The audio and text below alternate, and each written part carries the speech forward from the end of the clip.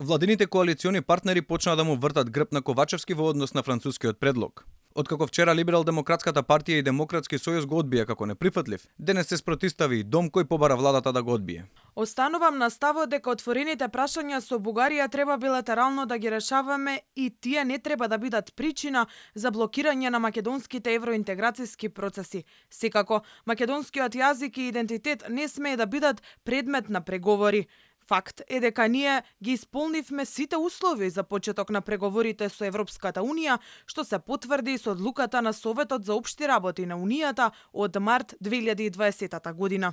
И покрај категоричното не од опозицијата и очигледниот недостаток на пратеници за двотретинско мнозинство доколку власта се обиде таквото решение да го протурка несобранието, вчера Ковачевски дополнително ја изгуби поддршката откако Горан Милевски од ЛДП и Павле Трајанов од Демократски сојуз исто така се изјаснија против предлогот на Макрон, па со 4 пратеници помалку го ставија во прашање и онака тенкото парламентарно мнозинство.